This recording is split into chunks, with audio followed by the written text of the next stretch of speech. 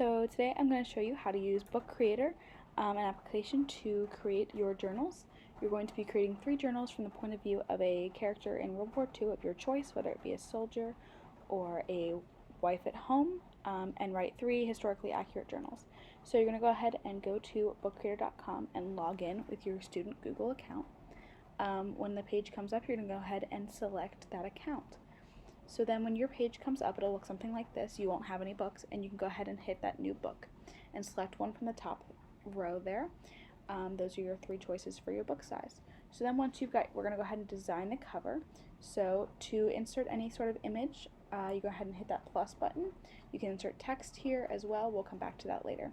You can also choose from their pre-uploaded options like colors or fun patterns. I went with this cool looking border.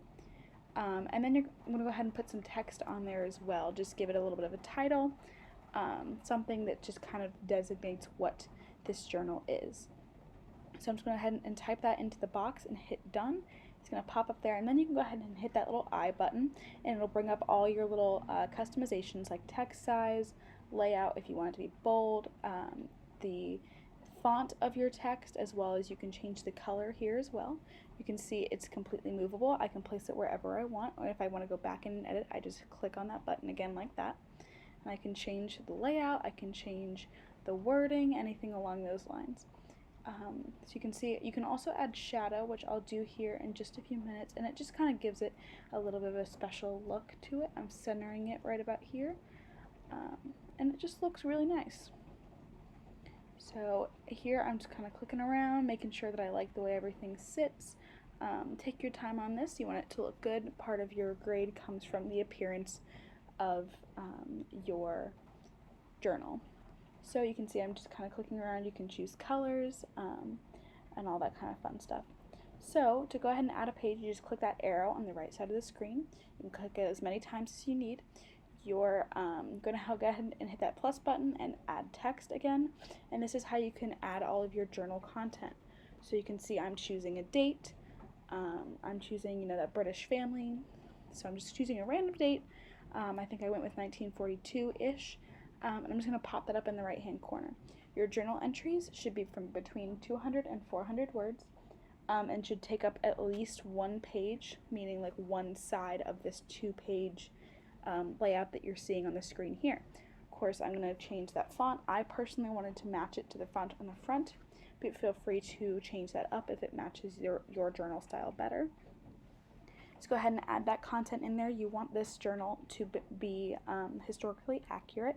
You don't want it to have any misconceptions. Part of your grade is how historically accurate your journal is.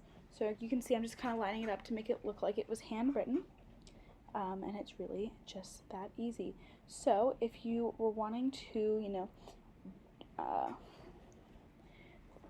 you can add shapes in there as well.